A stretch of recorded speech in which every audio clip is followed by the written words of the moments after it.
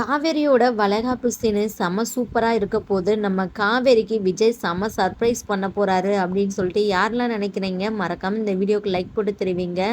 இனி வரப்போற எபிசோட்ல என்னெல்லாம் சுவாரஸ்யமான விஷயங்கள்லாம் நடக்க போகுதுன்னு ஒரு சூப்பரான ப்ரெடிக்ஷன் பார்க்கலாம் வாங்க. விஜயோட பிடிவாதம் நம்ம காவேரி கிட்டலாம் செல்லுபடி ஆகாது அப்படின்னு தான் சொல்லணும். நம்ம காவேரி தாத்தாக்கு செய்து கொடுத்த சத்தியத்தை ஒரு வழியாக வந்து நிறைவேற்றிட்டாங்க. இங்கே காவேரி வந்து விஜய் சொன்னதுமே முகத்தை தூக்கி வச்சுக்கிறாங்க. உடனே விஜய் இருந்துக்கிட்டு இப்போ நான் என்ன பண்ணணும் அப்படின்னு வந்து கேட்குறாங்க. நம்ம நம்ம வீட்டுக்கே போகலாம், அப்போ தான் நான் ஹாப்பியாக இருப்பேன் அப்படின்னு வந்து சொல்கிறாங்க. சரி போகலாம் அப்படின்னு சொல்லிட்டு விஜய் சொன்னதுமே இங்கே காவேரி துள்ளி குதிக்க ஆரம்பிச்சிடுறாங்க.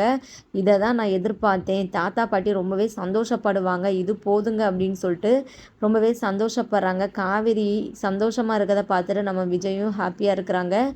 நெக்ஸ்ட்டு பார்த்தீங்கன்னா வீட்டுக்கு போயிட்டு காவேரி ரொம்பவே சந்தோஷமாக சாரதா கிட்ட வந்து விஷயத்த சொல்கிறாங்க. அம்மா காலையில் வந்து நாங்கள் விஜயோட வீட்டுக்கு கிளம்பிடுவோம் அப்படின்னு சொல்லி ரொம்பவே சந்தோஷம் காவேரி, அங்கே போயிட்டு நீயும் விஜய் தம்பியும் ரொம்பவே சந்தோஷமாக இருக்கணும் அப்படின்னு சொல்லிட்டு பாட்டியும் சாரதாமாவும் வந்து சொல்கிறாங்க. உங்களை நாங்கள் ரொம்பவே மிஸ் பண்ணுவோம், இவ்வளோ நாளாக உன் கூடவே வச்சுட்டு திடீர்னு நீ போகிறது எனக்கு கொஞ்சம் கஷ்டமாக தான் இருக்கும், ஆனால் நீ இருக்க வேண்டிய இடத்துல இருந்தால் தான் வந்து நல்லது அப்படின்னு வந்து சொல்லிட்டு இருக்கிறாங்க. இன்னொரு பக்கம் கங்காவுக்கு பயங்கர ஹாப்பி.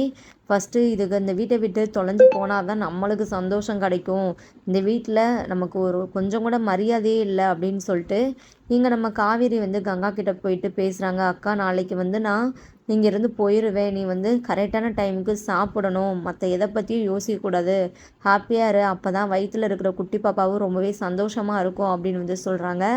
ஆனால் கங்கா வந்து காவிரியை கஷ்டப்படுத்துகிற மாதிரியே பேசி, அம்மா தாயே உனக்கு தான் எல்லாம் தெரியும் அப்படின்னு சொல்லிட்டு பேசாத, எல்லாமும் எனக்கு தெரியும், உனக்கு முன்னாடியே பிறந்தவன் நான், நீ வந்து எனக்கு அட்வைஸ் பண்ணாத அப்படின்னு சொல்லிட்டு ஒரு மாதிரி பேசிடுறாங்க. இதை கேட்டதுமே காவேரி ஃபீல் பண்ண ஆரம்பிச்சிடுறாங்க. உடனே சாரதம்மா பாட்டியும் கங்காவை பிடிச்சி திட்டுறாங்க. ஏண்டி உனக்கு எல்லாமே தெரிஞ்சாலும் காவேரி வந்து சொல்கிறாள், கொஞ்சம் கேட்டுக்கிட்டா என்ன, எதுக்காக அவளை கஷ்டப்படுத்துகிற மாதிரி பேசுகிற அப்படின்னு வந்து கேட்குறாங்க. ஆமாம், இந்த காவேரியை எதுவுமே சொல்லிடக்கூடாது, உடனே வந்து வரைஞ்சி கட்டிட்டு வந்துடுவேங்க அப்படின்னு சொல்லிட்டு வந்து சொல்கிறாங்க. காவேரி இவ பேசுகிறதெல்லாம் நீ வந்து எதுவும் நினச்சி ஃபீல் பண்ணிகிட்டு இருக்காதா, அவள் அப்படி தான், அவளுக்கு உன் மேலே பொறாம, அதனால தான் அவள் இப்படிலாம் பேசிகிட்டு இருக்கிறா அப்படின்னு வந்து சொல்கிறாங்க. உடனே கங்கா வந்து தையத்தக்கான்னு குதிக்க ஆரம்பிச்சுறாங்க. நான் எதுக்கு இவளை பார்த்து பொறாம, இங்கே காவேரி இருந்துக்கிட்டு அம்மா நீங்கள் எதுக்குமா தேவையில்லாமல் பேசுகிறீங்க விடுங்க அப்படின்னு சொல்லிட்டு கங்கா கிட்ட வந்து அக்கா இனி நீ வந்து சந்தோஷமாக இருக்கலாம், நான் இந்த வீட்டில் உனக்கு இருக்கிறது பிடிக்கல, அதனால தான் என்கிட்ட நீ இப்படிலாம் நடந்துக்கிற, நானும் கொஞ்ச நாளாக வந்து பார்க்குறேன், ஆனால் நீ வந்து என்கிட்ட சரியாக கூட பேசுகிறதில்ல, பரவாயில்லக்கா, நான் அந்த வீட்டை விட்டு போயிட்டேன்னா நீ சந்தோஷமாக இருப்பேல அப்படின்னு சொல்லிட்டு நம்ம காவேரி ஃபீல் பண்ணிட்டு கிளம்பிடுறாங்க. அப்போ கூட கங்காவுக்கு கொஞ்சம் கூட குற்ற உணர்ச்சியே இல்லை, மனசுலேயே சந்தோஷம்தான் படுறாங்க. இந்த விஷயத்த உடனே யமுனா கிட்ட வந்து சொல்கிறாங்க. இங்கே நம்ம காவேரி எல்லா திங்ஸையும் பேக் பண்ணிவிட்டு இங்கே நம்ம விஜயும் காவேரியும் பார்த்திங்கன்னா அவங்களோட வீட்டுக்கு வந்து கிளம்புறாங்க. இங்கே நம்ம சாரதாமாவுக்கு ஒரு மாதிரி கொஞ்சம் கஷ்டமாக தான் இருக்குது, ஆனாலுமே வெளிக்காட்டிக்காமல் வந்து இருக்கிறாங்க. போகும்போது இங்கே நம்ம விஜய் வந்து சாரதாம்மா கிட்ட ரொம்பவே எமோஷ்னலாக வந்து பேசுகிறாங்க. இவங்களுக்குள்ளே பார்த்திங்கன்னா அம்மா மகன் அந்த பாண்டிங் வந்து ரொம்பவே சூப்பராக வந்து காட்டியிருந்தாங்க. இந்த மாதிரி சாரதாம்மா கையை பிடிச்சி, அத்தை நீங்கள் எதுக்காகவும் கவலைப்படாதீங்க சரிங்களா, நான் இருக்க வரையும் நீங்கள் வந்து எதுக்காகவும் ஃபீல் பண்ணக்கூடாது, எதுனாலும் ஒன்றுனா கால் பண்ணுங்கள், உடனே வந்து நான் நிற்பேன் உங்கள் மகனா அப்படின்னு சொல்லிட்டு வந்து சொல்கிறாங்க. இதை கேட்டதுமே சாரதாம்மா ரொம்பவே சந்தோஷப்படுறாங்க. அத்தை நீங்களும் எங்கள் கூட கிளம்பி வந்துருங்களேன், நம்ம எல்லாருமே முன்னே இருந்த மாதிரி ரொம்பவே சந்தோஷமாக இருக்கலாம் அப்படின்னு வந்து கூப்பிட்றாங்க. ஆனால் சாரதாம்மா இருந்துக்கிட்டு பரவாயில்லப்பா இருக்கட்டும், நாங்கள் இங்கே வந்து சரியாக இருக்காது, நீங்கள் போயிட்டு இங்கே சந்தோஷமாக இருந்தாலே போதும், காவேரியை நல்லா பார்த்துக்கோங்க, அதை நாங்கள் சொல்ல தேவையில்லை, நீங்கள் எங்களை விட காவேரியை ரொம்பவே கண்ணும் கருத்துமாக தான் பார்த்துக்கிறீங்க அப்படின்னு வந்து சொல்கிறாங்க. இங்கே நம்ம விஜய் சாரதாம்மா ரொம்பவே எமோஷ்னலாக பேசியிருக்கிறத பார்த்துட்டு நம்ம காவேரியுமே பார்த்திங்கன்னா ரொம்பவே கண் கலங்கி நிற்கிறாங்க. அடுத்து பார்த்திங்கன்னா நம்ம விஜய் வந்து சாரதாம்மாவை வந்து அப்படியே ஹக் பண்ணிக்கிறாங்க. உங்களை ரொம்பவே மிஸ் பண்ணுவேன் த, நீங்கள் எனக்கு அம்மா மாதிரி தான், என்னோட அம்மாவாக தான் நான் உங்களை பார்க்குறேன் அப்படின்னு சொல்லிட்டுலாம் பேசிகிட்டு இருக்கிறாங்க. அடுத்து நம்ம பாட்டிக்கிட்டையும் கங்கா கிட்டேயும் சொல்லிவிட்டு நம்ம விஜய் காவேரி வந்து வீட்டை விட்டு கிளம்புறாங்க. இங்கே நம்ம விஜய் காவேரி போனதுமே நம்ம சாரதாம்மா அப்படியே அழ ஆரம்பிச்சுறாங்க, உடஞ்சி போய் உட்காந்துறாங்க. பாட்டி வந்து அவங்கள சமாதானப்படுத்திட்டு இருக்கிறாங்க. இங்கே பாரு சாரதா, நீ வந்து ஃபீல் பண்ணக்கூடாது, காவேரி இங்கே பக்கத்தில் தானே இருக்கிறா, அப்பப்போ அவள் வந்துட்டு போவாள், நீ எதுக்காக வந்து ஃபீல் பண்ணுற அப்படின்னு சொல்லிட்டு இல்ல நானு விஜயும், காவேரியும் ரொம்பவே கஷ்டப்படுத்திட்டேன். தேவையில்லாம என்னோட பிடிவாதத்தனத்தால அவங்க 2 பேத்தையும் பிரிச்சு வச்சுட்டு, அவங்க ஒருத்தர் ஒருத்தர் அவ்ளோ பாசம் வச்சிருக்கிறாங்க. அவங்கள போயிட்டு இவ்ளோ நாளா பிரிச்சு வச்சுட்டேனே அப்படின்னு சொல்லிட்டு எனக்கு ரொம்பவே கஷ்டமா இருக்கு இனிமையாச்சும் அவங்க வாழ்க்கை ரொம்பவே சந்தோஷமா இருக்கணும். அவங்க வாழ்க்கையில எந்த பிரச்சனையுமே வந்துறக்கூடாது. அப்படின்னு சொல்லிட்டு நம்ம சாரதாம்மா வந்து ரொம்பவே ஃபீல் பண்ணுறாங்க. உடனே பாட்டி இருந்துக்கிட்டு சாரதாம்மாவை வந்து படுத்துறாங்க. இனி வந்து விஜய், காவேரி ரொம்பவே சந்தோஷமா இருப்பாங்க. அவங்க நிறையாவே கஷ்டப்பட்டுட்டாங்க சாரதா. நீ வந்து தெரிஞ்சு எதுவும் பண்ணலை. நடந்தது நடந்துடுச்சு. இதுக்கப்புறம் வந்து நீ முடிஞ்சதை பற்றி நினச்சி ஃபீல் பண்ணுறதை விட்டுட்டு இனி நடக்க வேண்டியது என்ன அதை பற்றி யோசி அப்படின்னு வந்து சொல்கிறாங்க. இங்கே கங்கா இருந்துக்கிட்டு சாரதாம்மாவை பிடிச்சி திட்டுறாங்க. இப்போ கூட பாரு, இதே கண்ணீர் வந்து நீ என்னோட வீட்டுக்காரர் மலேசியா போனார்ல அப்போ வந்து ஃபீல் பண்ணி இந்தளவுக்கு விஜய், காவேரி தான் உனக்கு அந்தளவுக்கு ஒசத்தி, நாங்களாம் வந்து உனக்கு முக்கியமே இல்லை அப்படின்னு சொல்லிட்டு அவங்க பார்த்திங்கன்னா ஒரு பக்கம் பிரச்சனை பண்ணிகிட்ருக்குறாங்க. உடனே சாரதாம்மா இருந்துக்கிட்டு இங்கே பாரு, எல்லாத்துக்கும் நீ வந்து இந்த மாதிரி வந்து பிரச்சனை இது பண்ணிகிட்டு இருக்காத, உங்ககிட்டலாம் பேசுகிறதுக்கே எனக்கு வர வர பிடிக்கல. நான் புள்ளத்தாச்சி அப்படின்னு சொல்லிட்டு தான் நான் வந்து பொறுமையாக இருக்கிறேன். இல்லைன்னா வந்து இங்கே நடக்கிறதே வேற அப்படின்னு வந்து சொல்கிறாங்க. உடனே கங்கா இருந்துட்டு இல்லைன்னா என்னம்மா பண்ணுவீங்க சொல்லுங்கள், உண்மைதானே? பெற்றவங்க பெற்ற தாயும் பெற்ற எல்லா பிள்ளைங்களையுமே ஒரே மாதிரி பார்க்கணும். ஆனால் நீ அப்படியா?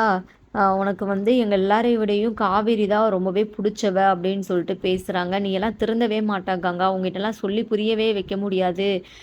காவேரி எப்படிப்பட்டவ தெரியுமா? உன்ன மாதிரி பொறாம பிடிச்சவ கிடையாது. அவள் விட்டு கொடுக்குற ஒரு கேரக்டரு. அவகிட்ட எவ்வளோ ஒரு நல்ல குணம் இருக்குது தெரியுமா? அதில் கொஞ்சம் கூட ஓங்கிட்டே இல்லை அப்படின்னு சொல்லிட்டு சாரதம்மா கங்காவை நாக்க பிடுங்குற மாதிரி செம்மையாக கேட்குறாங்க. கோவத்தில் கங்கா அவங்களோட ரூமுக்கு போயிடுறாங்க. இங்கே காவேரி விஷயத்த தாத்தா கிட்ட சொல்லாமையே அங்கே போயிட்டு சர்ப்ரைஸாக நிற்கிறாங்க. வெளியே நின்று காவேரி தாத்தா தாத்தா அப்படின்னு சொல்லிட்டு வந்து கூப்பிட்றாங்க. இன்னும் காவேரி சத்தம் போல் கேட்குதே அப்படின்னு சொல்லிட்டு நம்ம தாத்தா வந்து பார்க்கும்போது விஜயும் காவேரியும் வந்து நிற்கிறத பார்த்துட்டு ரொம்பவே சந்தோஷப்படுறாங்க. விஜய், காவேரி வீட்டுக்குள்ளே வராங்க. உடனே நம்ம தாத்தா இருந்துக்கிட்டு இருங்க இருங்க ஒரு நிமிஷம் வெயிட் பண்ணுங்க, வெளியவே நில்லுங்க அப்படின்னு சொல்லிட்டு வந்து சொல்கிறாங்க. இங்கே நம்ம விஜய், காவேரிக்கு ஒன்றுமே புரியலை. உடனே தாத்தா இருந்துக்கிட்டு இங்கே ராதாவை கூப்பிட்றாங்க. ராதா சீக்கிரம் வாமா அப்படின்னு சொல்லிட்டு விஜய், காவேரி வந்திருக்கிறாங்க. இப்போ நான் காவேரி வந்து மாசமாக இருக்கிறா. இவங்க 3 பேத்தையுமே வந்து நம்ம ஆர்த்தி எடுத்து ரொம்பவே நல்லபடியாக சந்தோஷமாக வந்து வீட்டுக்குள்ளே அழைச்சிட்டு வரணும் அப்படின்னு வந்து சொல்கிறாங்க.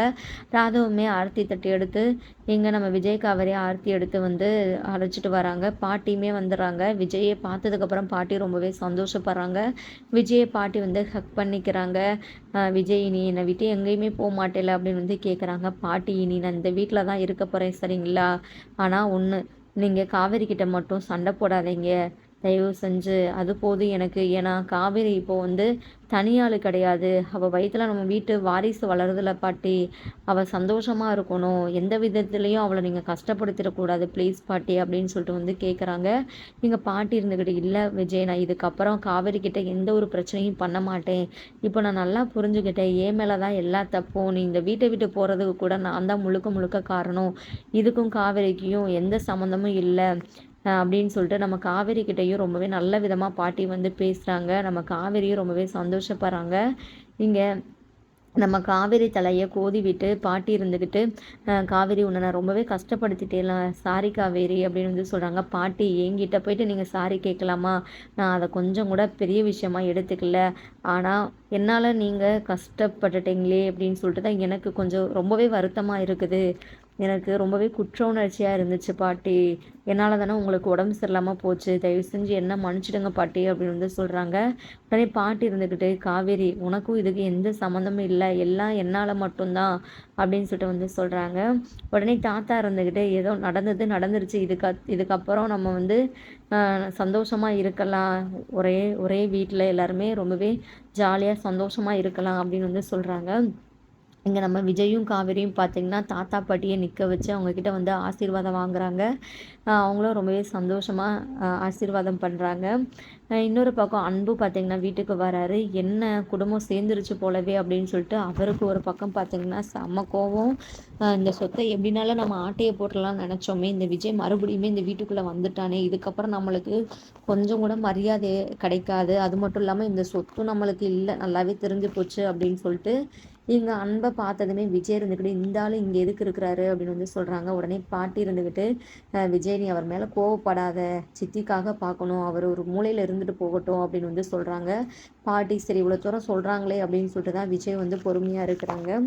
அடுத்து பார்த்திங்கன்னா இங்கே நம்ம பாட்டி தாத்தா இருந்துக்கிட்டு நம்ம காவேரிக்கு வந்து வளைகாப்பு பண்ணிடலாம் அப்படின்னு சொல்லிட்டு வந்து சொல்கிறாங்க. நம்ம காவேரி இருந்துக்கிட்டு 7 மந்த்தில் பண்ணலாம் தாத்தா, அப்போ தான் சூப்பராக இருக்கும், அப்போ எனக்கு நல்லாவே வயிறு தெரியும், ஃபோட்டோக்கெலாம் அது ரொம்பவே சூப்பராக தெரியும் அப்படின்னு வந்து சொல்கிறாங்க. தாத்தாவும் பாட்டி இருந்துக்கிட்டு அப்போது நல்லா கிராண்டாக பண்ணலாம், இப்போது வந்து 5வது மாதம் முடிய போகுதுல, இப்போ வந்து நம்ம கொஞ்சம் ஒரு சின்ன ஃபங்க்ஷன் வச்சுக்கலாம், ஏன்னா எவ்வளோ கஷ்டம் நம்ம குடும்பத்தில், ஒரு ஃபங்க்ஷன் வச்சா நல்லா வந்து நம்ம வாழ்க்கையில் சந்தோஷம் நிறையாவே கிடைக்கும் அப்படின்னு சொல்லிட்டு வந்து சொல்கிறாங்க. இங்கே நம்ம காவேரி விஜய் வந்து சரின்னு சொல்கிறாங்க.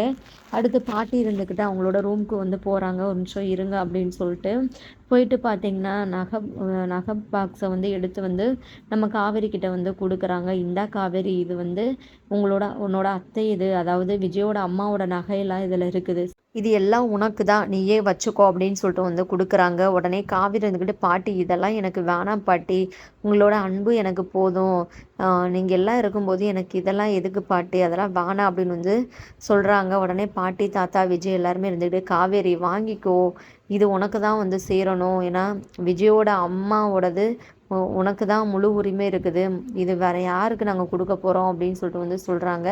வேறு வழியே இல்லாமல் நம்ம காவேரி வந்து வாங்கிக்கிறாங்க. அடுத்து நம்ம தாத்தா இருந்துக்கிட்டு வந்து நல்ல நாள் பார்க்குறதுக்காக ஐயரை வர சொல்கிறாங்க. அவங்களுமே பார்த்திங்கன்னா இந்த வாரமே ஒரு சூப்பரான ஒரு நல்ல நாள் முகூர்த்த நாள் இருக்குது, அதிலே வந்து நீங்கள் வந்து விசேஷத்தை வச்சுக்கலாம் அப்படின்னு சொல்லிட்டு வந்து சொல்கிறாங்க. தேதியுமே குறிச்சிடுறாங்க. இங்கே நம்ம விஜய் காவேரி வந்து ரொம்பவே சந்தோஷப்படுறாங்க.